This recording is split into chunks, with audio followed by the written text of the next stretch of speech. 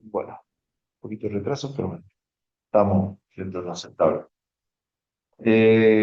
Bueno, ayer habíamos terminado con el tema de la atmósfera, algunas consideraciones del por qué observamos en radio. ¿Alguna cosita de comentar? ¿Algo que quieran consultar? ¿Algún comentario? Entonces, es importante conocer un poquito el comportamiento de la atmósfera precisamente porque, bueno, necesitamos saber cómo se comporta para ver, porque es qué es lo que nos impide o nos condiciona en muchos casos el tipo de observación que hacemos. Y así como bien dijimos, bueno, hay un límite con frecuencias altas, un límite con frecuencias bajas, pues ahí abajo dice que así toda la atmósfera no es tan perfecta como uno quiere, tan transparente. Entonces, bueno, ¿qué es lo que pasa? ¿Por qué decimos todo esto? Bueno, en realidad la ventana de radio está, es que podemos observar, hay un lugar donde podemos realizar nuestras observaciones de radio, pero en realidad tenemos que hacer algunas consideraciones extras para ver cómo se comporta. Todo esto es más allá de lo que Manuel comentaba, allá todo lo que es RFI, ¿no? Todas las interferencias que nosotros mismos producimos, cada vez producimos cada vez más complicado la selección de los lugares donde podemos observar, más o menos ese es otro tema porque cambia. La cuestión de la atmósfera, siempre vamos a tener este, la presencia de la atmósfera en cualquier lugar y bueno, ¿qué es lo que hace? Este es un grafiquito que aparece normalmente en toda la bibliografía. Este, estamos viendo que el rango de frecuencia va desde 2 GHz hasta la parte 7 GHz, ¿no? Porque nosotros, lo que es radio, estamos por acá. Fíjense cómo cae. Fijémonos primero en la curva sólida, continua, el resultado final. Y después, bueno, tenemos acá ciertos que hay que considerar. Y frecuencia bien baja, y además nos tenemos algo muy bueno. Esto es lo que es la transparencia de la atmósfera, o sea, la profundidad de óptica de la atmósfera. No importa, no, pero veamos cómo se comporta. Y las distintas componentes que hacen que la curva sólida se comporte de esta manera, tenemos distintos elementos que son partículas que están en la atmósfera que molestan, o sea, lo voy a mostrar bien, el oxígeno, aire seco y el vapor de agua. Y nosotros se usa muchísimo una terminología que es el vapor de agua precipitado, precipitable, que es una forma de medir la cantidad de vapor de agua, se mide en milímetros, creo que está puesto por ahí, que es si nosotros nos imaginamos una columna de la atmósfera, eso va a contener cierta cantidad de vapor de agua. ¿Qué pasa si todo ese vapor de agua lo hacemos precipitar, si lo convertimos en agua? ¿Qué cantidad de agua sería eso? Esa es la forma de medir el vapor de agua precipitado que normalmente ustedes lo van a encontrar, son características de los observatorios, van a encontrar con esta WB. Así que, como para tenerlo en cuenta a la hora de ver las características que tienen los, este, los lugares de observación donde se instalan, que es una de las características que uno, como cualquier telescopio, con cualquier observatorio, que es lo primero que uno hace cuando quiero por un observatorio, dice hacer campañas de selección de cuál es el mejor lugar para este, para poner un determinado observatorio. En realidad, es al revés, tengo este lugar y quiero poner un observatorio acá, pero cuando hay una gran inversión se hacen campañas muy importantes y el vapor de agua es una de las características principales para determinar el lugar. Bueno, en cuanto a los otros elementos, bueno, acá que teníamos la opacidad, en realidad lo que estamos midiendo, evidentemente, sea lo menor posible esta opacidad. ¿Está? Eh, Vamos a ver los distintos elementos. Por ejemplo, el primero que aparece es el aire seco. El aire seco, la línea de trazo está bastante continua. Ese aire seco, compuesto de distintos gases, no tiene variaciones. Eso es lo bueno, que tiene que ser constante también facilita a que uno es constante, no me importa, simplemente va a ser un nivel cero del comportamiento de lo que estoy observando, como si fuera como dice ahí, una amortiguación viscosa, es como simplemente frena la emisión del radio y un valor bastante pequeño, casi no molesta. Este, Prácticamente solamente es lo más importante en las frecuencias muy bajas. Después, cuando aumentan las frecuencias, ya se hace, esto está en escala logarítmica, ¿no? O sea que estos ya son 10 veces más de lo que yo bajo. Y bueno, es prácticamente lo que menos importa a la hora de la influencia de frecuencias más altas. Después está el oxígeno molecular, eh, que tiene la particularidad que, bueno, lo que molesta del oxígeno particular es precisamente su característica, es, son dos átomos de oxígeno eh, que tiene vibraciones de manera tal que produce una absorción cuando incide la radiación. Ese está indicado acá con la línea de trazo más chiquito. Esta. Fíjense que viene por acá abajo y se va por arriba y desaparece. ¿Qué es lo que hace eso? Que acá es lo que la influencia de la línea esa del oxígeno molecular que absorbe muchísimo la radiación y ¿qué es lo que produce? Este pequeño rango de frecuencias no se puede observar. Es un vacío ahí que existe que lamentablemente en 22, 28 GHz, no hay no van a encontrar una banda que esté en ese lugar, precisamente porque la observación de esta frecuencia es imposible. ¿Está? Por eso parece como un hueco acá mismo porque no importa. ¿Está? Esa región está vedada para las observaciones en radio. Después lo que tenemos son los hidrosoles. Ahí como dice, agua líquida. Estas son gotitas muy pequeñas que lo que hacen también. En este caso, los hidrosoles están en la línea punto y trazo, que es esta, la que aparece acá arriba. Entonces, también producen un proceso de absorción este, con su emisión, dispersión de Rayleigh de por medio. Nosotros estamos acostumbrados a la dispersión de Rayleigh para lo que es el cielo, lo que es el celeste del cielo, pero también estas son las partículas responsables de hacer una especie de dispersión de Rayleigh a esta frecuencia. ¿Está? También tiene su contribución, como vemos ahí. Después, la última contribución que tenemos, que es precisamente el vapor de agua, donde tiene una línea que se ensancha en esta región. Este piquito que ven acá es lo que molesta a la hora del vapor de agua. Eh, y a ver qué otra cosa dice, ya no me acuerdo. Todas las posibilidades centrales cenitales son las líneas de las líneas como la de columna son directamente proporcionales a la densidad de columna de vapor de agua precipitado.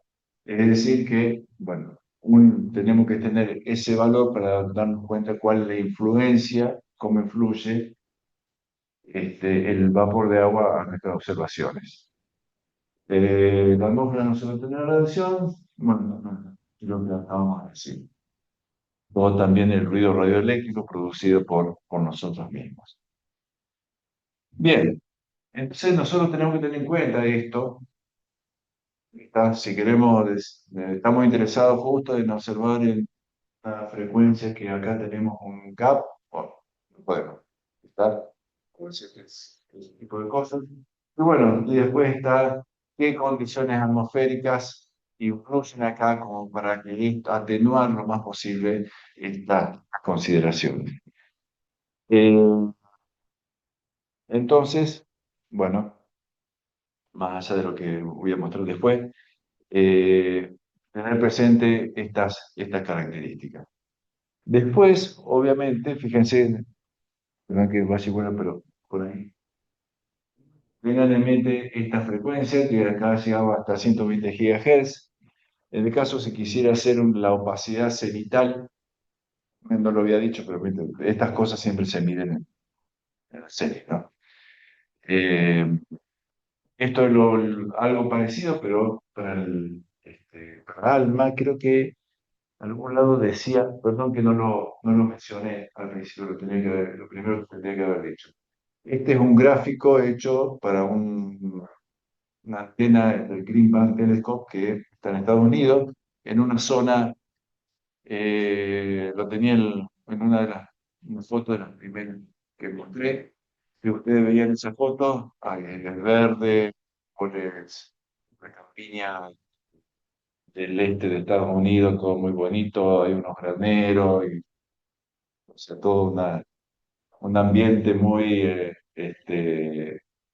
de campo, y ahí está el telescopio. Es decir, que influye mucho a nivel del mar, 2 metros por encima, pero no tiene ninguna característica especial. ¿Por qué? Porque trabaja en esta zona, en la zona de Iquitos y Atlas. Entonces no le influye mucho.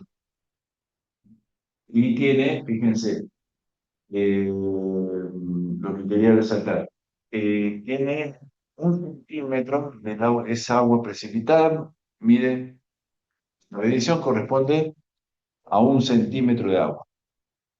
¿No? 1 centímetro, ¿no? Sí. Cuando nos vamos a ALMA, ese valor de agua precipitada es 0,5 milímetros. ¿Tá? O sea, como que vean la diferencia que hay cuando uno tiene la necesidad de buscar un sitio que esté adecuado a las observaciones que pasamos de 1 a punto, o sea, de 10 a punto 5. Realmente es muy grande la diferencia de ALMA, obviamente. Más de 4.000 metros de altura sobre el nivel del mar. En el desierto más seco del mundo, bueno, coherente con esto. Eh, por esto que aparece acá. Fíjense, te voy a mostrar lo que está acá, sí, estaba. Como de todas formas, cómo es el comportamiento de esto. El valor de que está en las abscisas es lo mismo que está en el gráfico anterior, muy parecido. Fíjense cómo se comporta, y sin embargo, con condiciones extremas muy buenas, no tenemos algo mucho mejor. ¿Está? ¿Qué es lo que pasa? Lo que pasa es que cuando nos aumentamos la frecuencia, recién estamos viendo este pedacito. Acá está la bandita esa que estaba prohibida, y todo el gráfico era acá. Pero ALMA tiene su mejor comportamiento en esta región. Y tenemos esta subida por partes, tiene cosas que no se pueden observar, son infinitos. Sin embargo, en las mejores condiciones tenemos un importante nivel de opacidad. Y el otro gráfico que estaba mostrando era comparado, este gráfico lo había mostrado la vez pasada, Entonces estaban las bandas. Sí. Correspondería, digamos, a. Esta. Sí, alternativa como sea primero, se hace mitad nano y esta entonces sería. Este es un telescopio en Estados Unidos. En eso que contaba que es una región total, una zona totalmente, como si fuera acá. ¿Está? Como si está, no sé si está cerca del mar, pero es una región húmeda, o sea, es hay ovejas pastando por ahí cerquita, o sea, todo indicaría que sería el peor lugar para poner un observatorio astronómico.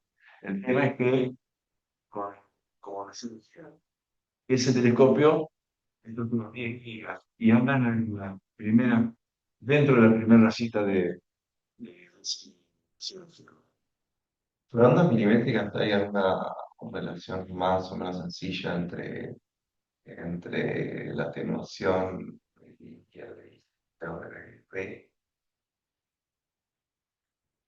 O sea, sí, eh, o alguna regla más o menos, no sé, cada 0,1 milímetro 10 dB, yo qué sé. no, No, no la conozco. no, ok. No sé si hay.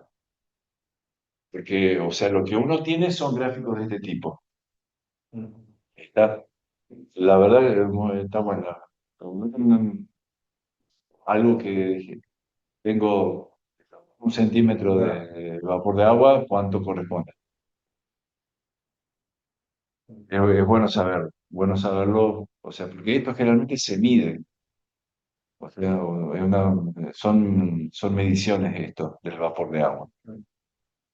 Una pregunta sobre eso. ¿Las medidas estas se hacen cada cuánto? O sea, ¿para cada observación Y o? eso es parte de los controles, no controles, sí, controles que se hacen periódicamente, dependerá de la circunstancia de cada observatorio, así como se hacen las mediciones de distinción del cielo en un observatorio óptico, o sea, para ir controlando si la calidad del cielo va empeorando o no.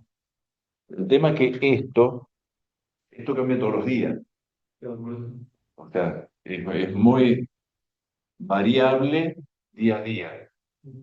Lo que se controla es que no tenga una tendencia de aumentar o disminuir mejor, pero que se vaya degradando en el tiempo. O sea, hoy mido, me da esto, mañana mido, me puede dar cualquier otra cosa. Lo que hay que ver es que no sea una tendencia hacia algún lado. Eso es Pero no es necesario para hacer correcciones de esa observación. Claro, lo que pasa es que uno, ok, si uno necesita hacer correcciones, la tiene que hacer con mediciones en el momento que está haciendo la observación. ¿Está?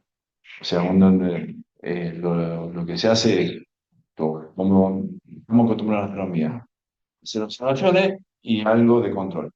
De que sabemos exactamente cómo se comporta, en el son, podemos usar diferentes métodos para hacer esto, pero la idea siempre es la misma. Nuestro objeto de interés y el objeto de calibración, que ya sabemos exactamente cómo se comporta. Pero el tema es el control del observatorio, no para la calibración de nuestras observaciones, sino para estudiar cómo es el comportamiento en el tiempo de las condiciones meteorológicas. Porque esto es totalmente atmosférico, ¿no? Porque, Este, puede empeorar, mejorar, el tema es que no controlar ese tipo de cosas. Por ejemplo, ALMA. O este mismo telescopio. Pero acá como estamos en baja frecuencia no es tan grave. Perdón, en este caso no es tan grave. Pero en el caso de ALMA sí es grave que hubiera alguna tendencia, porque vos tenés un observatorio que para su funcionamiento vale millones de dólares por día. Entonces, uno quiere mantener las condiciones lo mejor posible. Si ven que en el tiempo las condiciones empeoran, significa que va a haber un problema pronto de funcionamiento. Bien, Y lo que mostraba para la comparación era este grafiquito que yo le había mostrado, que esto de transmisión, opacidad vendría a ser lo opuesto.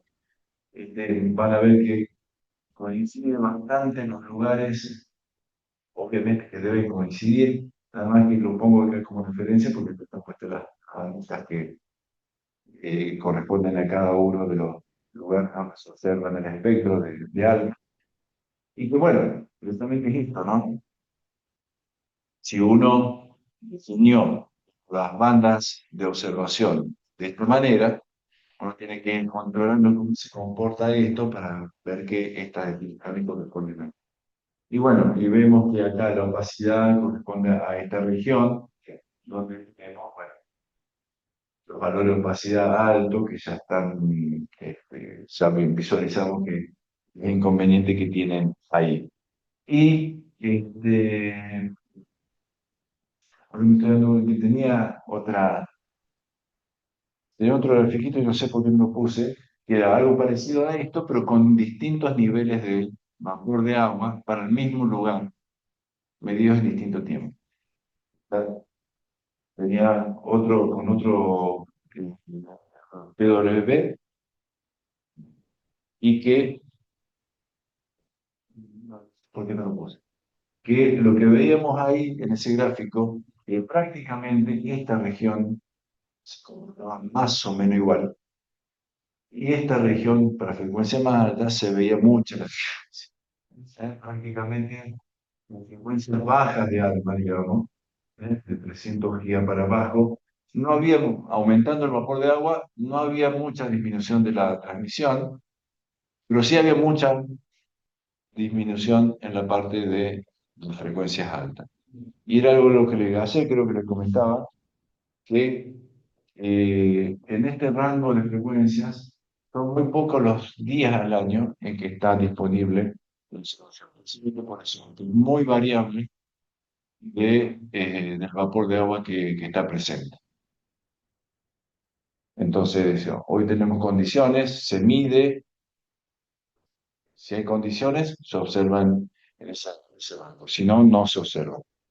Y precisamente justo son los pocos días donde las condiciones meteorológicas son tales que permiten la observación. Sí. De esto, de acá de la región de cuál decís. Sí, eso es lo que les conocerá somos podido. Claro, acá, de banda 8 para arriba, de los 300 y pico de GHz para adelante, es donde se torna muy crítico el tema atmosférico. Voy a ver, después lo voy a buscar y después mañana si lo encuentro se lo muestro porque era muy notable cómo cambiaba eso. Entonces coincide con el 50% de sus milímetros. Claro, es prácticamente. Y bueno, Alma no está preparado para eso, pero prácticamente como que la, la astronomía desde superficie de la Tierra en esta región y un poquito más es prácticamente solar.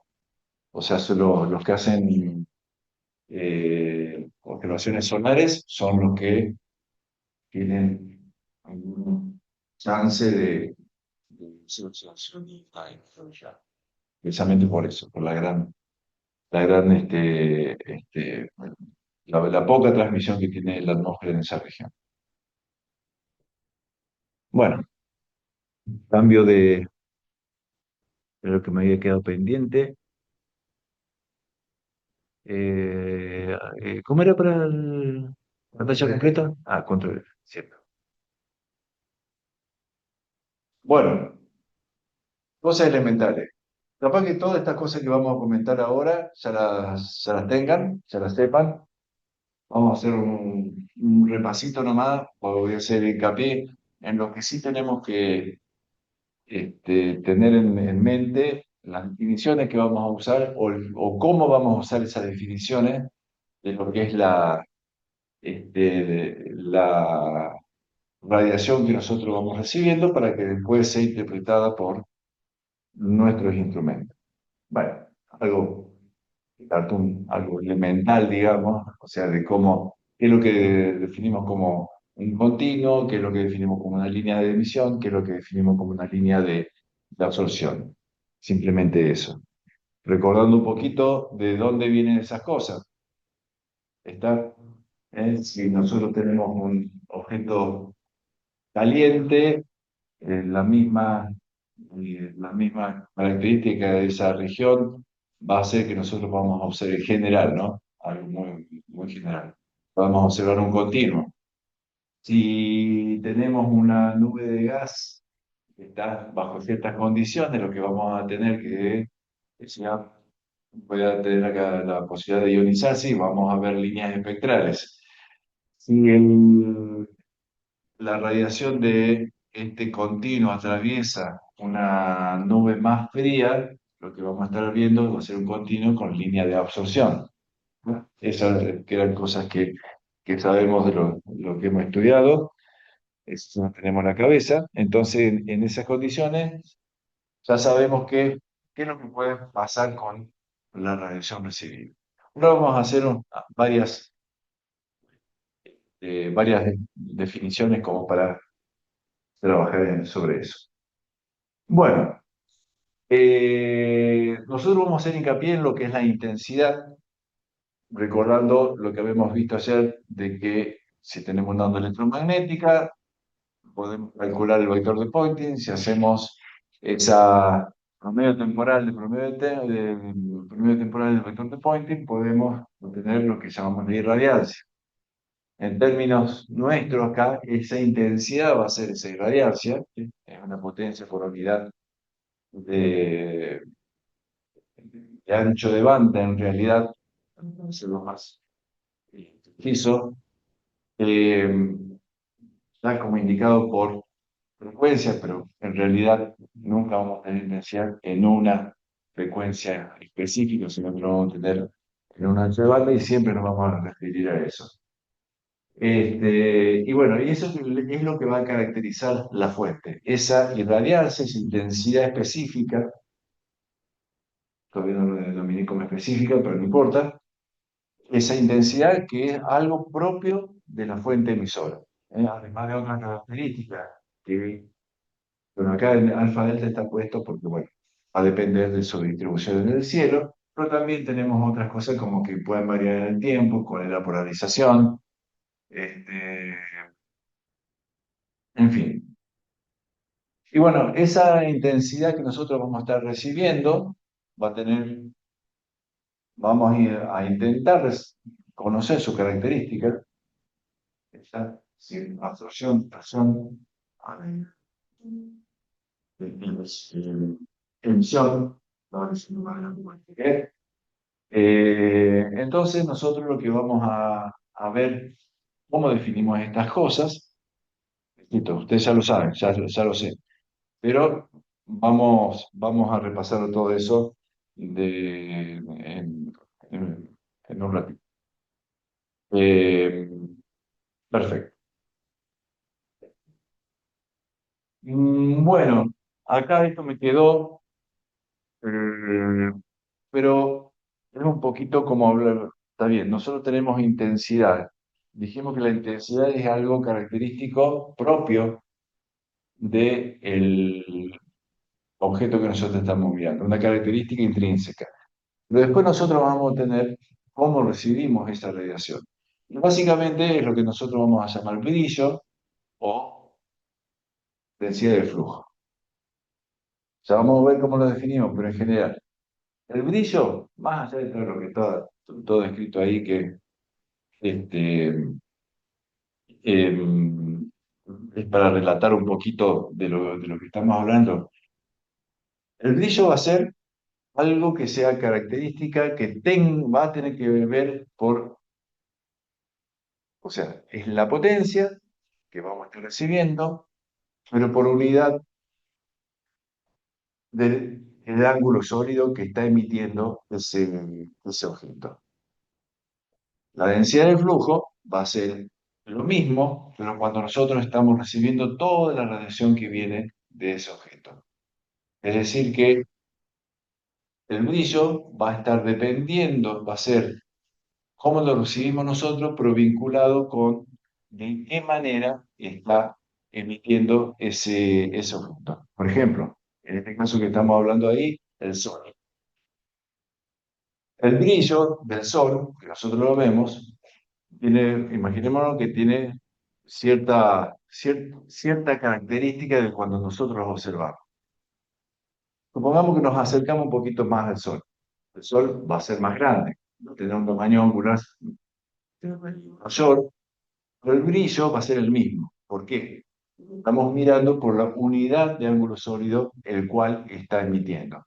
El hecho que el sol aumente como con su diámetro al cuadrado, si nosotros nos acercamos, distancia al cuadrado, perdón, cuando nosotros nos acercamos, va a hacer que esa energía que proviene del sol se desparrame en un área más grande. Entonces nosotros vamos a estar, aumenta como r cuadrado, pero disminuye como el cuadrado también la cantidad de energía que estamos midiendo, de manera tal que el brillo final se mantenga constante. En cambio, la densidad de flujo va a estar relacionado con la energía total que nosotros estamos recibiendo. Mientras el brillo se mantiene constante, la densidad de flujo va a depender de la distancia a la cual nosotros estamos del Sol. Si nosotros nos acercamos, el flujo va a ser mayor. Si nosotros nos alejamos, el flujo va a ser menor. Bueno, todo esto que lo dijimos, lo vamos a llevar a expresiones, a definiciones. Bien, nosotros tenemos una fuente, lo vamos a llamar detector. En realidad no es detector, sino es una superficie colectora de radiación. Puede ser la antena misma, puede ser un detector mismo. Pongo una camarita ahí que me recibe directamente. También algo que estoy colectando esa radiación proveniente de la fuente. Entonces, la cantidad de energía que yo estoy recibiendo dentro de un ángulo sólido, lo puedo escribir de esta forma. Esa cantidad específica, esa intensidad que va, como esto tiene un detector, estoy mirando en una dirección, ese detector va a depender la orientación que tenga ese detector, por esto aparece el coseno de tita, por el diferencial de superficie, donde esa diferencial de superficie es esta, debería ser como que el coseno de tita diferencial sigma, como la sección eficaz, digamos, del detector, el ángulo sólido en el tiempo, porque estamos hablando de una energía, integrada en un tiempo, en el intervalo de tiempo, y por unidad en un rango de frecuencia, un alto. Entonces, esto lo consideramos como la energía total recibida en en las determinadas unidades que están puestas ahí. Entonces, la potencia recibida la podemos generar en factor. Lo único que hice es simplemente evitar ver la variación en el tiempo. Entonces, tengo la potencia.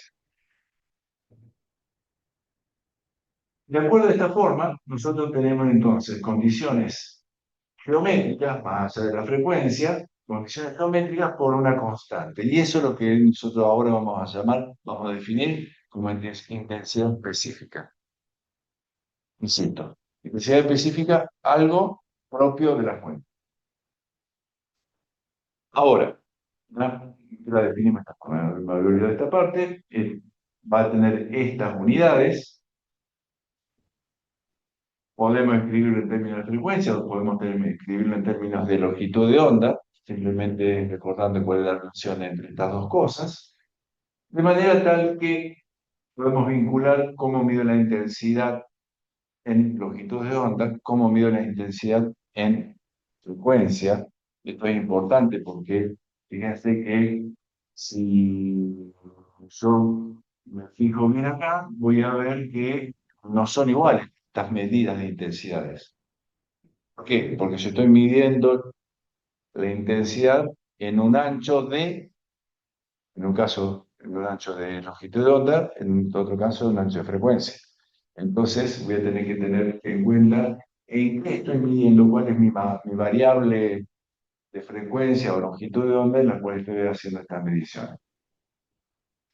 Y a partir de esto, entonces, uno puede calcular cuál es la intensidad específica total.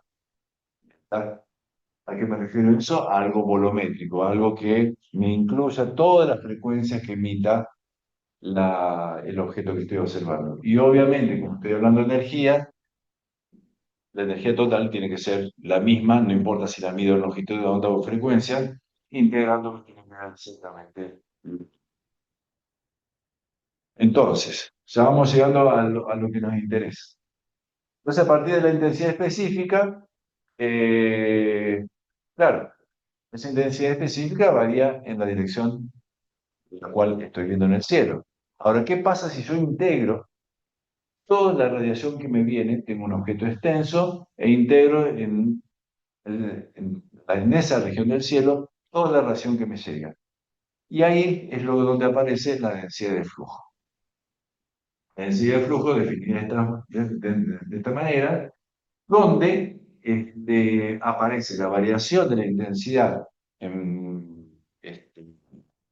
angularmente, integrada en todo el ángulo sólido. De manera tal que acá aparece, y eso es una de las unidades fundamentales que vamos a utilizar. Siempre vamos a estar hablando, yo lo pongo más adelante, pero ahí hablamos de densidad de flujo. En la jerga normal lo llamamos flujo.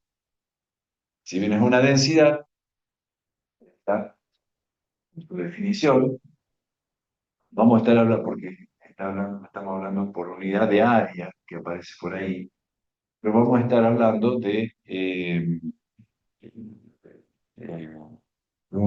de flujo. Está mal dicho, pero nos vamos a encontrar que lo denominamos de esta forma. Entonces, bueno, acá aparecía simplemente porque como vamos a estar, después lo vamos a utilizar. Como nosotros estamos integrando acá, y por ahí uno puede decir, bueno, ¿y qué pasa si la intensidad específica es constante? Y bueno, entonces podemos integrar el ángulo sólido, vamos a tener el ángulo sólido. ¿Y cómo se calcula un ángulo sólido? Bueno, acá tenemos aproximaciones donde podemos sí, como, calcular el ángulo sólido. Generalmente, bueno, esta es la definición matemática,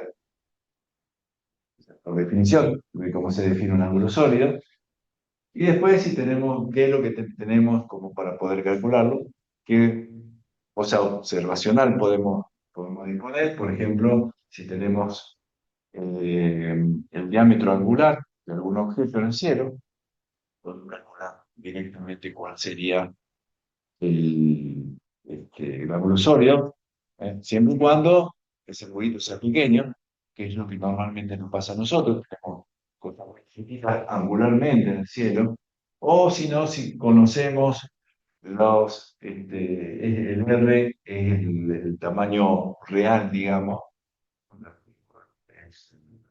de nuestro objeto, y de la distancia, entonces también podemos hacer alguna estima de cuál es el ángulo sólido subtendido por ese objeto.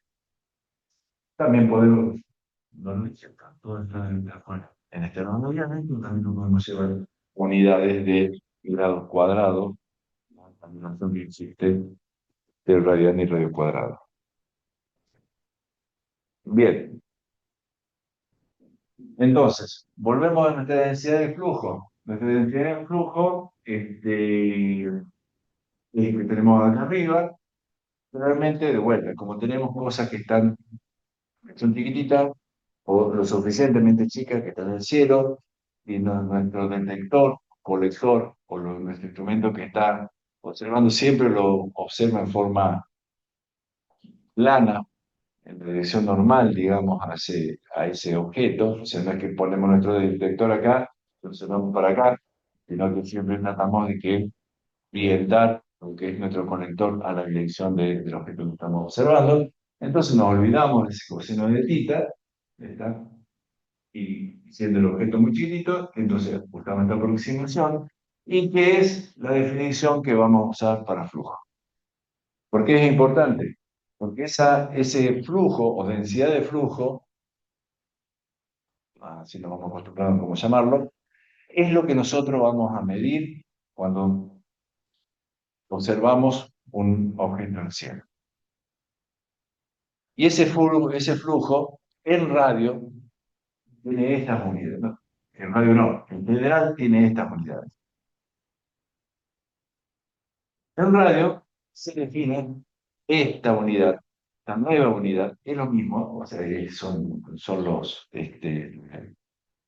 misma definición, pero adaptada a los valores que nos encontramos normalmente en radio para poder tener que los números sean razonables. ¿Sí? Como acá, fíjate, esta definición es un Jansky, el mismo Jansky que hablamos el otro día. En honor a él se puso que esa unidad de medida sea Jansky. Capaz que en realidad se la puso él mismo, porque no lo sé cuál fue el origen, en qué momento se empezó a usar esta unidad, pero fíjense que estamos hablando en estas unidades de vatios, de metros cuadrados y hertz, estamos hablando de 10 a la menos 26. Entonces, en lugar de estar diciendo 10 a la menos 26, tanto que se directamente hablamos en Yankee, donde un Yankee es mucho. ¿Está? O sea, un Yankee o algunos Yankees, podemos estar hablando de lo que emite el Sol, que está acá nomás, y algunas de las fuentes más brillantes que encontramos en el cielo. Normalmente son, ustedes se van a encontrar con decenas, decenas, décimas o centésimas de Yankee, y en el extremo mili Yankee o por ahí por abajo. Pero siempre van a estar, es una unidad bastante adecuada para referirnos a, a las mediciones que realizamos. Y acá abajo está un poquito la vinculación con lo que nosotros estamos más acostumbrados en óptica. ¿Verdad? Si nosotros pasáramos estas unidades Yankee a magnitudes, como hablamos en astronomía óptica, y más, no me acuerdo, no lo puse acá, pero no me acuerdo bien qué magnitud era esa, con la definición de esa magnitud, pero fíjense que podemos poner, escribir, además, esa unidad de densidad de flujo en magnitudes con estas unidades para comparación. Entonces, si ponemos esta densidad de flujo en Jansky, vamos a poder obtener cuál es la magnitud correspondiente. No se usa. No se usa en nunca me crucé con alguna publicación que tuviera alguna referencia a magnitudes en radio. Siempre vamos a estar hablando en términos de densidad de flujo en Jansky. Bien. ¿Qué más? Bueno, entonces, habíamos dicho, como estamos integrando la intensidad específica en ángulo sólido, en ángulo sólido del mismo sujeto integrado en esa región, entonces nos quedaba que teníamos una unidad de medida que era propia de la fuente, pero además dependiente de la distancia. Es decir, que esa intensidad específica, que era algo propio solamente de la fuente, hacíamos la densidad de flujo, pero como una unidad de medición. Y estas mediciones va a depender de la distancia. Entonces, eso va de la mano con lo que teníamos acá antes. Esta magnitud es aparente. ¿Está? Y si yo quisiera llevarlo a algo, manteniendo la jerga, a una magnitud absoluta, ¿qué hacemos? Y bueno, si esto depende, este flujo depende de la distancia, en realidad depende como la distancia al cuadrado, cuanto más aumenta la distancia al doble, la densidad de flujo va a disminuir 4 veces. Entonces, ¿cómo hacemos para que... todavía no. Está adelantando. Bueno, tenemos esto, nada más. Por ahora no digo más nada. Eh, y acá donde aparece la confusión que yo recién decía de densidad de flujo o flujo, lo que normalmente se denomina como flujo es hacer la integral en frecuencias de la densidad del flujo. En términos de densidad se refiere a una densidad espectral. Cuando hacemos la integral en frecuencias, en este caso, vamos a obtener el flujo total. Entonces, eh, esta unidad muy poco se usa. Esta- Entonces, cuando uno habla de flujo, recuerden que vamos a estar hablando de la densidad del flujo. Simplemente para cortar las palabras. Fino avanzando. ¿No? Ya no manchamos. Sí. Manchar tipo hertz o... O decir por el flujo total. Claro. Exactamente. Lo que es aquí es por unidad de ancho de banda. Entonces, fíjate que solamente acá tenemos que es sobre, sobre Hertz, o sea, sobre la frecuencia. Ese sería entonces la densidad de flujo total. La densidad de flujo total, o sea, una densidad de flujo total. ¿Cuál es? O flujo la denominación sería flujo total. Lo vamos a denominar así. Si queremos referirnos a esto, es flujo total. Si queremos referirnos a esto, es flujo. Aunque específicamente se llama densidad de flujo. Sigue siendo por unidad de la... Claro. Bien. Entonces, tenemos esa densidad de flujo. Creo que sí, bueno, lo que acabamos de decir. La palabra flujo se debe decir como abreviatura de densidad de flujo. Ese a veces no es a veces, sino casi siempre. Y después aparece lo que es la luminosidad. De la misma forma que hacemos en óptica, la luminosidad es, y bueno, tratar de enterarnos de la distancia, es decir, dar un valor, una unidad que nos permita decir que es algo propio de la fuente, independiente de la distancia. Entonces se define lo que es la luminosidad, que acá aparece lo mismo, lo que es luminosidad, luminosidad y luminosidad espectral, está bien. Y después la luminosidad total. Pero no veo problema con la densidad de flujo. Pero no importa. El tema es que si uno conoce la distancia, cuál es el objeto, podemos hacer entonces el cálculo de la luminosidad.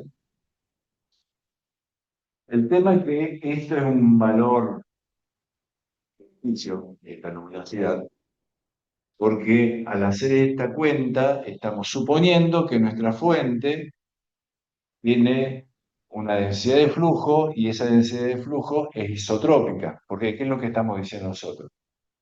Vamos a considerar que tenemos una fuente puntual, casi puntual, que emite igual en todas las direcciones.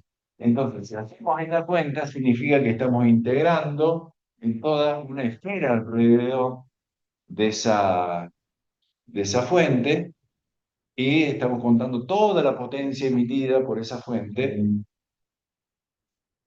cosa que no es cierto porque normalmente, en la mayoría de los casos, una fuente no emite isotrópicamente, sino que tiene alguna dirección privilegiada. Por ejemplo, un caso extremo, esto que mostramos en la clase pasada, de que los quasars, estos que tienen jets que emiten en forma totalmente opuesta, no es lo mismo si yo lo estoy viendo de frente, que yo esté así o que esté así. La intensidad emitida va a ser muy diferente. Entonces, yo puedo calcular erróneamente la luminosidad total, pero simplemente es una definición, ¿verdad? Es simplemente de pasar de una densidad de flujo, que depende de la distancia, a la luminosidad, que no depende de la distancia. No nos tenemos que olvidar de eso. ¿Se usa o no? Se usa mucho, o sea, se usa para dar un valor, pero no es que no nos dice mucho sobre el objeto que estamos mirando. ¿Para qué nos sirve? Y nos sirve para comparar cosas que están a distintas distancias. Nada más. Como una primera estimación, ¿no? Como una primera estimación, sí, pero tengo un objeto acá y otro objeto allá. ¿Y cómo comparo la unidad de con qué emite entre estos dos? Y bueno, los pongo los dos a la misma distancia. Es lo mismo que hacemos con la magnitud absoluta. Es algo que no es real, nos permite comparar dos cosas que están a distintas distancias. Bueno, entonces, damos la luminosidad de esta forma, repasando. Densidad de flujo intrínseco de la fuente, depende de la distancia, la luminosidad total o la luminosidad espectral es la misma unidad, pero nos independizamos de la distancia. Bien, un poquito un poquito supongo que todos ya lo tienen, pero lo hacemos medio como de repaso hasta que llegue al punto que se nos interesa. Simplemente es lo que le muestro en transferencia. No sé si vale la pena contar todo. Por ahí también, pero no sé si por ahí había gente que no, por ejemplo, los ingenieros, si había por ahí contar un poco de esto, no sabía bien cómo este, incluirlo, pero bueno, pero todos hemos visto esto, cómo se comporta la absorción, cómo se define, entra en juego. Me dicen si lo contaba un poquito más específico. Cómo entra en juego lo que es la profundidad óptica, está ahí a partir de de la solución de este, lo que tenemos acá, está de cómo se define, tenemos acá el coeficiente de absorción. Después, si consideramos, bueno, cómo se define un ópticamente fino, uno ópticamente grueso, en condiciones solo de emisión, o sea, lo opuesto, que tenemos emisión y no absorción, de igual manera, ¿cómo hacemos para definir una ecuación que no dé la intensidad específica en función de este proceso de emisión que no sabemos cómo es todavía no sabemos específicamente cuál es el proceso de emisión, así como tampoco sabemos el proceso de absorción. Bueno, simplemente nos ponemos como un valor y no le da más suspenso por ahora. Y tenemos lo que es, llegamos a la ecuación de transferencia radiactiva. Esto es lo que nos interesa a nosotros y nosotros nos basamos en esto para ver cómo se comporta el objeto que estamos observando. En particular, lo primero que podemos decir, bueno, ¿qué pasa cuando tenemos equilibrio termodinámico? ¿Qué quiere decir este equilibrio termodinámico? Que se nos balancean la emisión con la absorción. Algún mecanismo o alguna situación que nos permita este, verlo de esta forma, de manera tal que tenemos, ¿posible? Sí, de manera tal que no, podemos entablar esta expresión, es decir, la ecuación nos queda igual a cero, se produce este balanceo, de manera tal que ¿cuál va a ser la intensidad específica que nos permita resolver esa ecuación? Bueno, lo más simple es decir que la intensidad específica es cero. Entonces nos complementa esa ecuación, no tenemos nada, pero si no tenemos nada es aburrido y no es una solución viable. Pero como dentro de la ecuación, de esta ecuación, tenemos que estar contenida la intensidad específica. Dentro está contenida, entonces, bueno, ¿qué pasa? En este caso lo vamos a denominar con esta B. Hacemos que nos quede de esta manera la ecuación que estamos resolviendo, de manera tal que va a haber una condición que esta intensidad específica, eh, hablando de la ley de Kirchhoff, de todo lo que conocemos, que va a depender solamente de la temperatura. Y lo que estamos hablando es todo lo que y estamos hablando de un cuerpo negro. Está Entonces nosotros nos vamos a referir a esta B, la emisión de cuerpo negro que va a estar emitiendo y que depende específicamente de la temperatura a la cual se encuentra ese cuerpo. No vamos a entrar en detalle, podremos hacer algunas consideraciones termodinámicas, eh, podemos dar un curso entero de cuerpo negro, pero lo que llegamos, después de mucho tiempo, las expresiones que responden a esa ecuación y cómo nos queda la planquiana de cómo se comporta un cuerpo negro.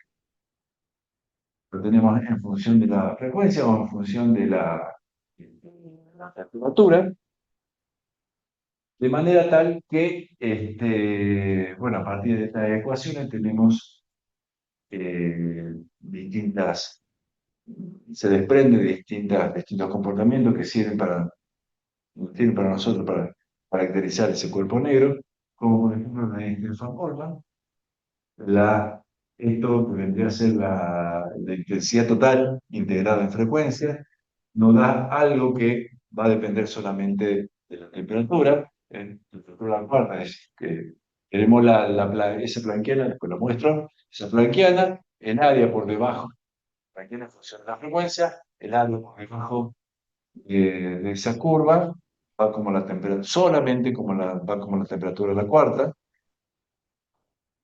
Después tenemos cómo se definía la constante de Boltzmann. Después la ley de desplazamiento de Wien, como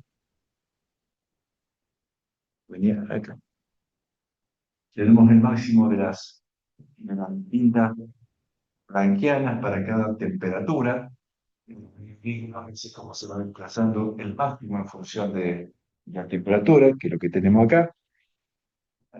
Cuanto más alta es la temperatura, hasta la -1, entonces la longitud aumenta la longitud de onda, especialmente. Cuanto más alta la temperatura, ¿dije bien? Sí.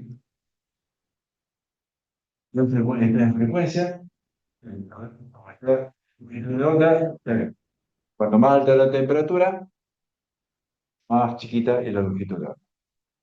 Eso lo podemos ver con el fuego, por ejemplo.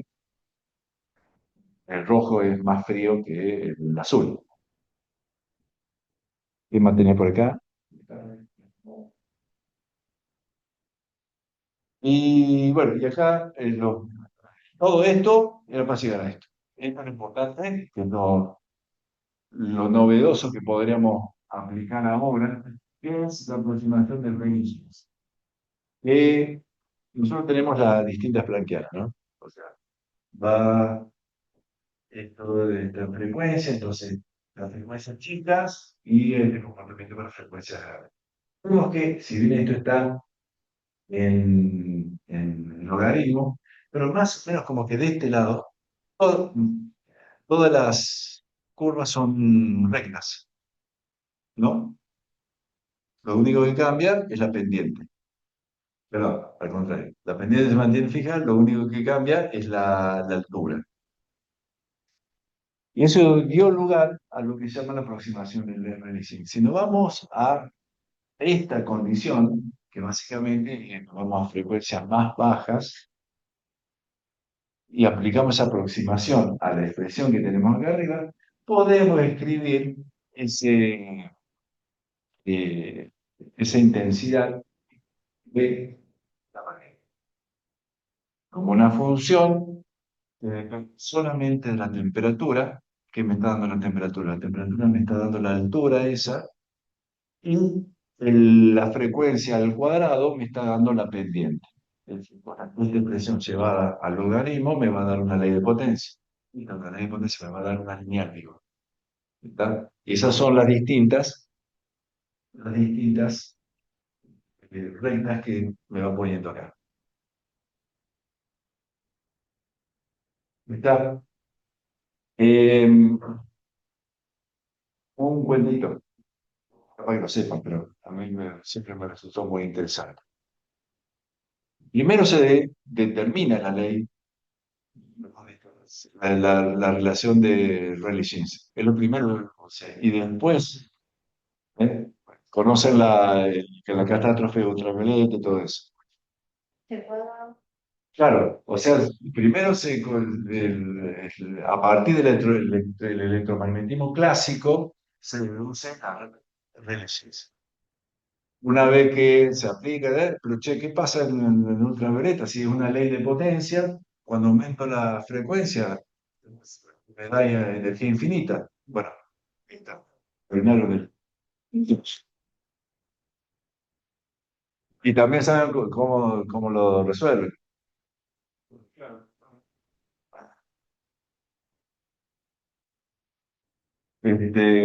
Bueno, esto ya saben todo. Esto ténganlo presente. Esto es fundamental para el radio. Es la gran mentira de la radioastronomía. Pero que no sea más baja. Claro, por eso. Pero, ¿por qué? Porque así se lo adelanto, un spoiler. En la radioastronomía se usa todo en temperatura. ¿Está? ¿Por qué? Ahí lo vamos a ir viendo a medida que vayamos avanzando. Bueno, por otro lado aparece lo que es por completito nada más esto, la ley de Bill, pero no de frecuencias más altas. Pero bueno, lo que importa para nosotros es la ley de Rayleigh y es lo que vamos a utilizar. ¿Por qué? Por lo que está escrito acá. Lo que se define como temperatura de brillo. También hay algo, se usa también en la astronomía óptica, pero no es tan común. Nos referimos, no es que no sea tan común, es más justificable por ahí en óptica, en la parte óptica, en las observaciones ópticas, que en esta parte, pero acá se utiliza de una forma más evidente porque es muy útil. ¿Qué te significa eso? Bueno, acá está escrito lo que tenemos de esa aproximación de Rayleigh que aparecía antes, pero ahora lo escribimos en términos, o sea, a la temperatura igual. Y eso es lo que nosotros vamos a definir como temperatura de brillo. ¿Por qué? Porque si nosotros tenemos un cuerpo negro y medimos las intensidades a cada frecuencia, la temperatura nos debe dar constante, ¿no? ¿Pero qué pasa? Fijémonos a ver cuál más, en cualquier lado. Tenemos que entonces la temperatura depende de I y de nu, de la frecuencia. Pero en radioastronomía vamos a usar esto para todo. ¿Está? No importa si es un cuerpo negro. Para cualquier tipo de emisión, nos vamos a estar refiriendo a la temperatura de brillo. Pero ¿qué pasa? En cualquier otro tipo de objeto que no sea un cuerpo negro, la temperatura de brillo no va a ser constante. Va a depender de la frecuencia. ¿Está? Porque esto no se va a cumplir. El efecto que tengamos, por ejemplo, radiación sincrotrón. Pero no importa, vamos a tener una temperatura que varía con la frecuencia. Esto quiere decir que no vamos a estar, cuando mencionemos temperatura de brillo, no significa que nos estamos refiriendo a una temperatura termodinámica. Es difícil adaptar eso, pero vamos a referirnos a una temperatura, pero no significa que si ponemos un termómetro ahí, vamos a medir esa temperatura. ¿Está? Es una unidad de medida. Con eso nos vamos a encontrar muchas veces. Por eso decía recién de la gran mentira. ¿Por qué? Porque tenemos esta relación que se cumple acá abajo, haciendo lo que teníamos anteriormente, de cómo definíamos la densidad de flujo en función de la intensidad. Ahora nos queda esta relación. La densidad de flujo en términos de la temperatura de brillo. ¿Para qué? Y bueno, nosotros medimos esto. Esto es lo que medimos.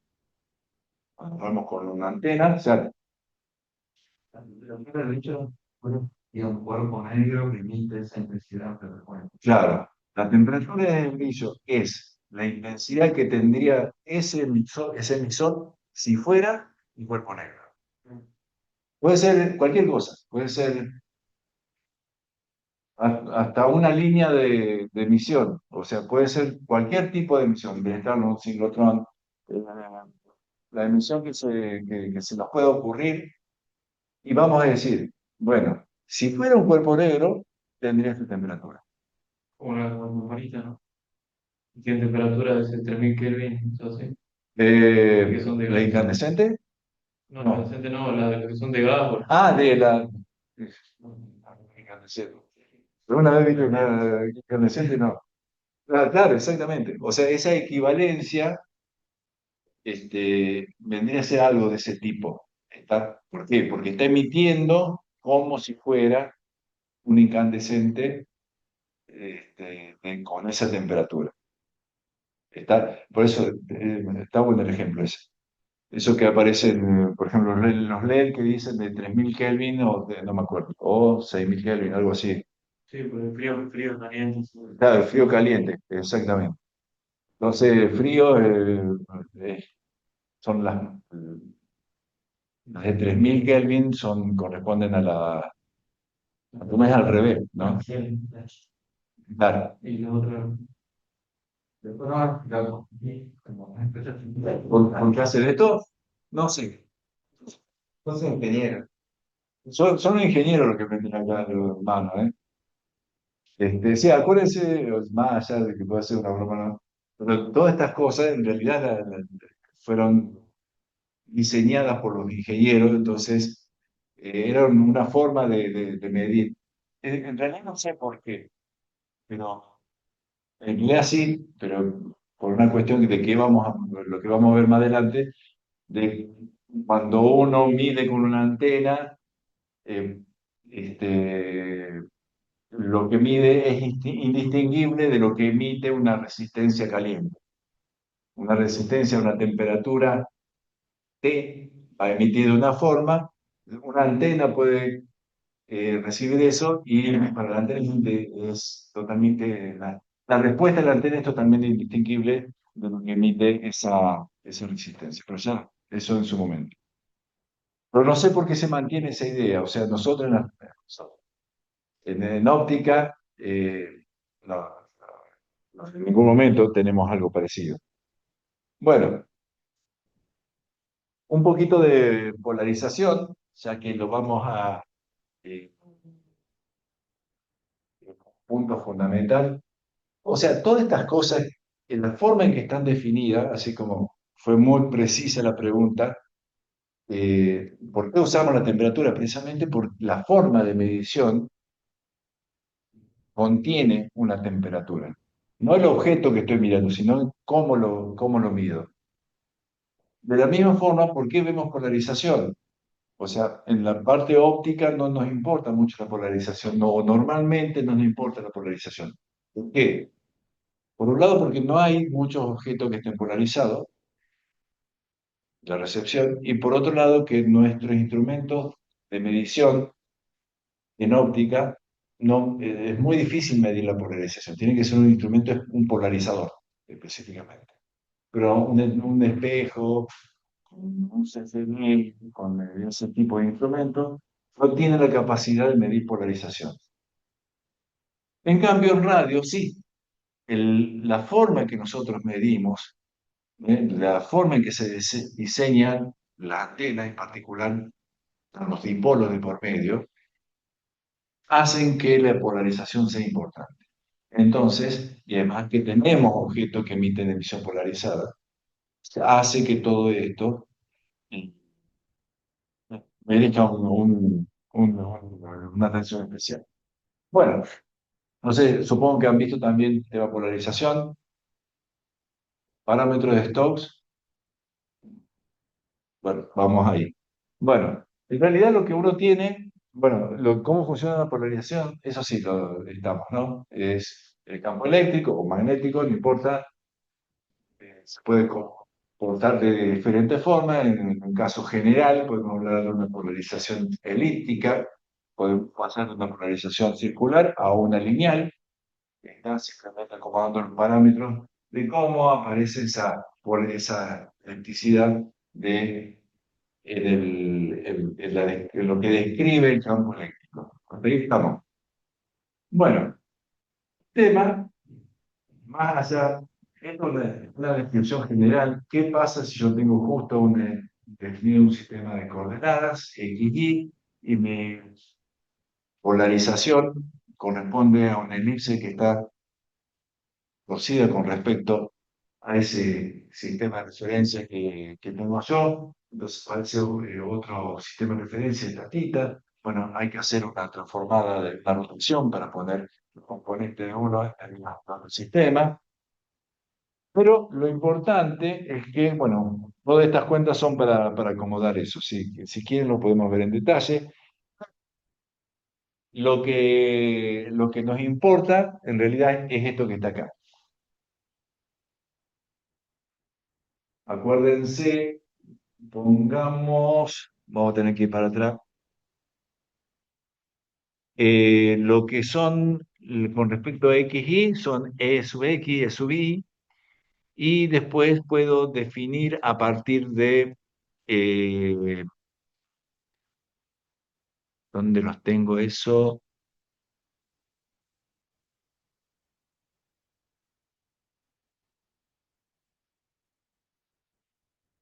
Bueno, que a partir de, aquí tengo acá los E1 y E2, que son las amplitudes, las amplitudes del X, y E sub X y E sub Y, son las amplitudes de las ondas, y tenemos que, en este caso, que es el caso más simple que podemos visualizar, si hacemos todas las cuentas que están anteriormente, todas las deducciones, y si nos ponemos a hacer las deducciones, podemos definir ciertos parámetros de S0 hasta S3, donde van a contener cierta información. Acá aparecen, por ejemplo, acá tenemos el delta. ¿Qué es el delta? El delta es, vamos para arriba, fíjense que, no sé si tengo la forma acá. El delta es el desfasaje que aparece entre las dos componentes. La diferencia de fase que aparece entre las dos componentes de los campos eléctricos en cada uno de los ejes. Entonces, me va a depender también de eso. Si el delta es cero, significa que, a ver si no me sale se mueven en fase, en un eje aumenta, al mismo tiempo que aumenta. Si están desfasados, si el desfasado en pi sobre 2, mientras uno es máximo y el otro es mínimo, y hacen esto, es una polarización de otro tipo, y así. Entonces, acá tengo toda la información respecto al comportamiento de esa polarización. ¿Por qué es importante? Porque nosotros vamos a medir estos distintos parámetros, que son los parámetros de Stokes. El parámetro I es la intensidad pura. No me tiene ninguna información de lo que normalmente uno podría medir si fuera directamente, la intensidad. Después tenemos el parámetro Q, que me va a dar cierta información, porque si esto eran las diferencias de amplitudes, que si este parámetro es cero, ¿qué significa? Que las dos amplitudes son iguales. ¿Está? Entonces es muy probable que tenga una polarización circular. ¿Está? Los dos se mueven en forma conjunta. Y después tengo la información del desfataje que se produce. Si E1 es igual a E2, es totalmente indistinto en este parámetro. Y acá también, en lugar de coseno, me aparece el valor de seno. Esos parámetros de Stokes los puedo ejemplificar este, en este sistema de coordenadas. Están U, Q y B. Si lo tengo, ¿esa es la cuentita esa? No, el resultado. Tengo U, Q y B. Si hago el módulo de estos tres componentes, me dan la componente I. como si fuera un vector. ¿Está? Es decir, que este S, que en realidad es este que tenemos acá, va a corresponder a la composición de los otros tres. Es decir, que no lo tengo por ahí, lo tengo después. Bueno, acá lo tengo, pero no lo miren del todo porque y al cuadrado es igual que un cuadrado, v cuadrado, un cuadrado, b cuadrado. Bien, ¿qué pasa? Que bajo ciertas condiciones yo puedo medir directamente los parámetros de Stokes. Entonces eso me da la información de polarización. ¿De qué manera? El tema es en la forma en que se hacen las mediciones. Cuando yo tengo cuando yo tengo una antena que está midiendo, en realidad lo que yo tengo son, yo le hablo de dipolos, capaz que todavía no tenemos definido lo que es dipolo. Pero los dipolos es una antenita que me va a medir el campo en una sola dirección. Esto tómenlo como así con pinzas porque después lo vamos a resolver bien. Me mide el campo en una sola dirección. Entonces yo tengo un dipolo en esta dirección y otro dipolo en esta dirección. So, puedo medir las componentes del campo eléctrico. Esas componentes, esas mediciones, después las llevo a la definición del parámetro de Stokes, voy a tener la posibilidad de medir el I, el Q y el P. Entonces, cuando yo este, voy a un observatorio a medir, una de las cosas que me tengo que fijar es cómo están dispuestos los dipolos. Para después yo poder reconstruir lo que yo necesito para mí.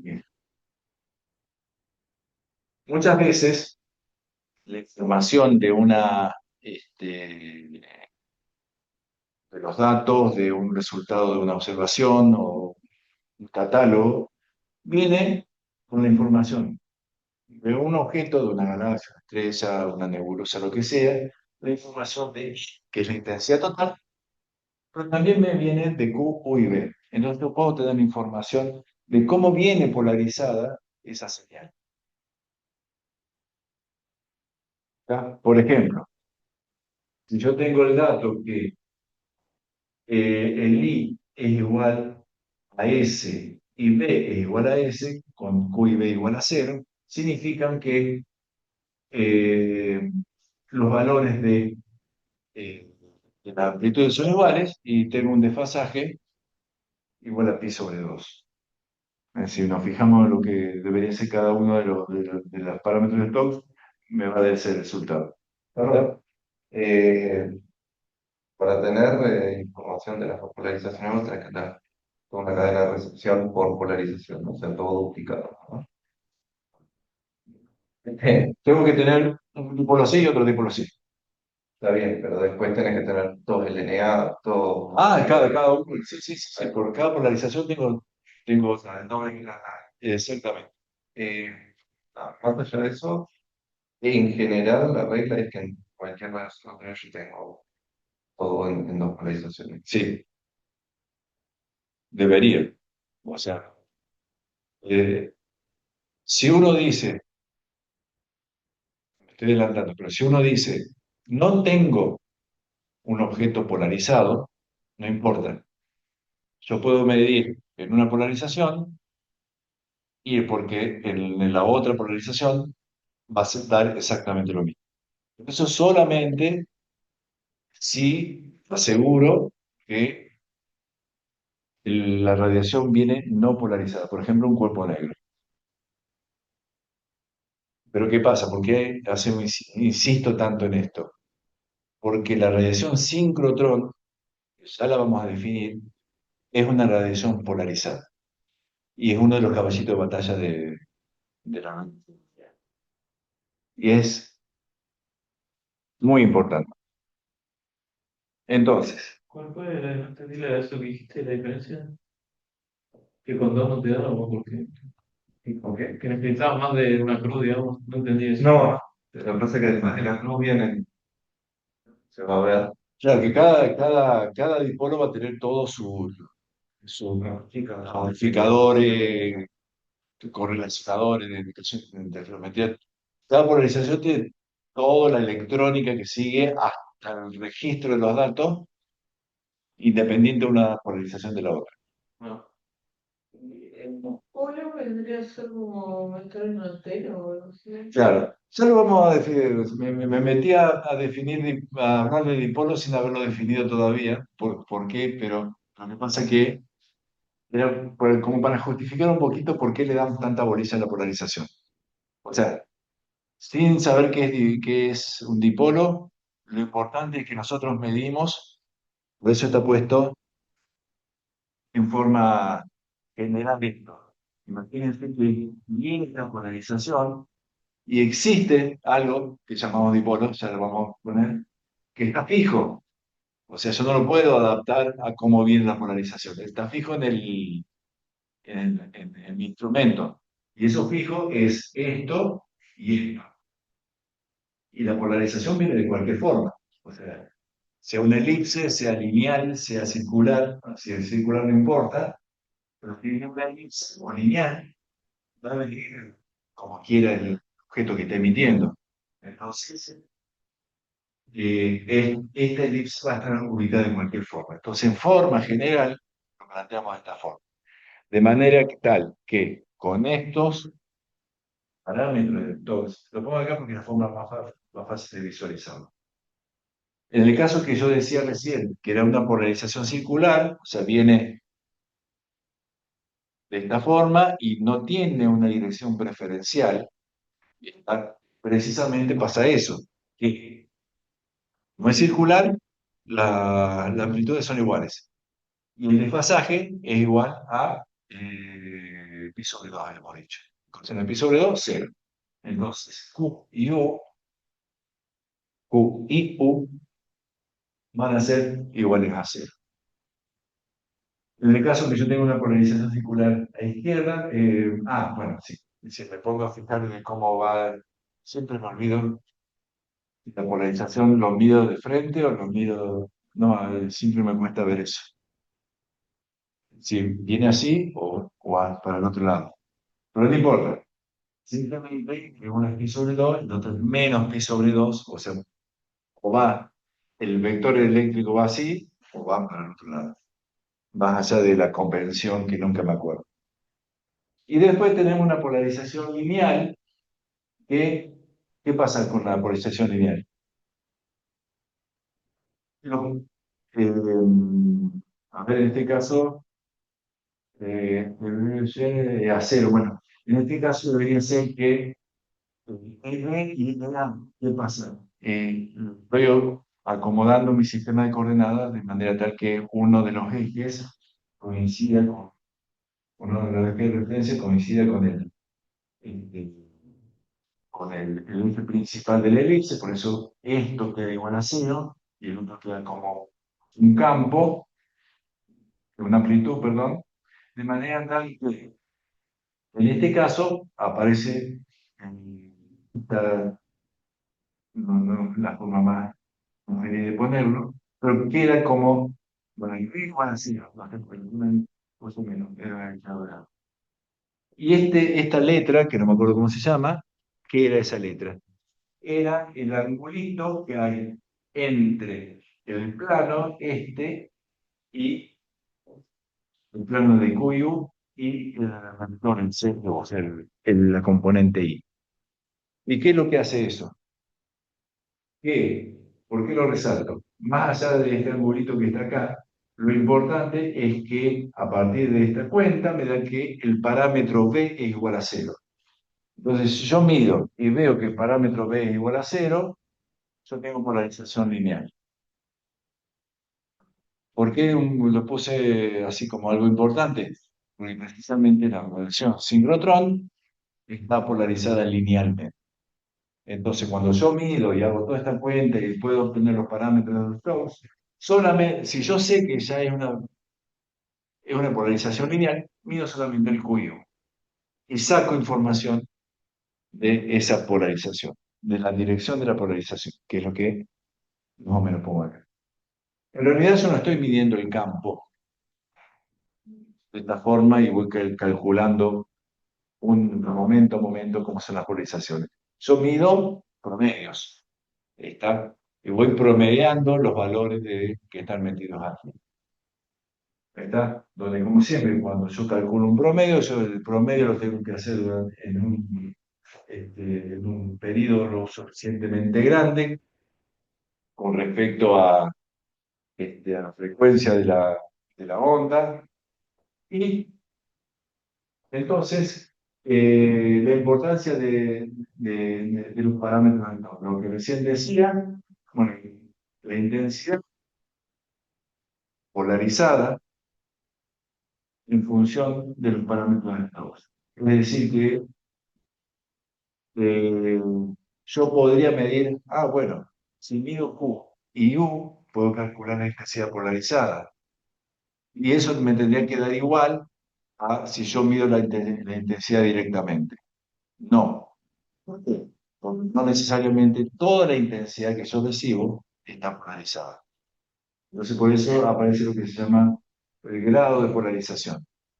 Yo tengo este cociente, donde este cociente es la intensidad polarizada calculada de esta forma sobre la intensidad total que yo recibo del ojo. Agarro toda la radiación del ambiente, calculo la intensidad del flujo y calculo la intensidad.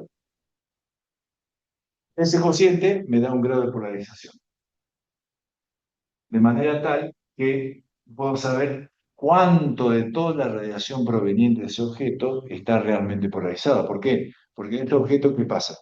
Puede venir, está bien, sincrotrón, pero también puede venir eh, cuerpo negro, puede venir radiación Bremsstrahlung, un montón de otras cosas, o que se degrade la polarización por la medio intraestelar, intraplanetario, interestelar, todo lo que es la atmósfera, todo lo que puede entrar puede arruinar la polarización. Entonces yo mido este parámetro de polarización, grado de polarización.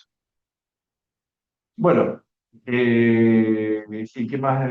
Otras cosas se definen, lo que, bueno, también, la intensidad polarizada, el grado de polarización, en el caso que, eh, ah, si yo mido estas cosas, es porque tengo radiación no polarizada, obviamente. La radiación de cuerpo negro, como dije hace un ratito, es no polarizada. Bueno, y acá está un poquito lo que comentábamos, ¿no? De las antenas, yo tengo que tener antena para medir una dirección, otra antena para medir la otra dirección. No veremos cómo, por qué. Eh,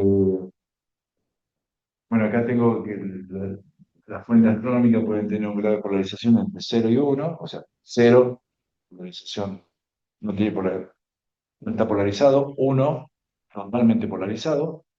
Nunca vamos a tener cerca de 1, siempre va a haber entre 0 y 1. Un grado de polarización de un objeto que está realmente polarizado, valores de 0,7, 0,6 de eso. Eh, y otro punto importante, ya que estamos hablando de que algo viene polarizado o no, es importante saber cómo viene polarizado, y eso lo calculamos con el cociente entre Q y U. Si recordamos que como venían definidos esos dos parámetros, entonces haciendo el cociente entre Q y U, me va a dar la tangente de ese ángulo, entonces puedo obtener el ángulo de polarización, de cómo viene polarizado con respecto a en las mediciones que estoy haciendo. ¿Qué fuentes astronómicas podrían estar más polarizadas? Cualquiera. Todo lo que tenga campo magnético puede estar polarizado, fundamentalmente porque es el origen de la radiación de neutrones. Entonces vos podés tener dentro del medio intragaláctico, vos tenés ¿Bueno? El campo magnético de la misma galaxia. Sí. Entonces vos podés tener, bueno, todo lo que son núcleos activos, todo lo que son quasar, todo lo que son galaxias en menor medida. Si tenés- Cuando tenés estrellas, ya es cambia un poquito. Si bien tenés campos magnéticos fuertes, pero la forma en que además del campo magnético, necesitas carga eléctrica. En el caso del Sol y otras estrellas, necesitas ciertas condiciones sobre esas cargas eléctricas, electrones libres son generalmente. Y en el Sol se comportan, o las estrellas se comportan de otra forma, que en realidad no va a tener radiación sincrotrón, sino va a tener radiación ciclotrón. Sincrotrón es relativista, ciclotrón no es relativista. Esa es la diferencia. Bueno, pero básicamente es cuando vos tenés campo eléctrico. Perdón, campo magnético. Bueno, creo que hasta acá. Comandamos. eh, bueno, empezaremos con algo diferente. Por ahí podemos cortar. ¿Sí? Sí. Bueno, para no.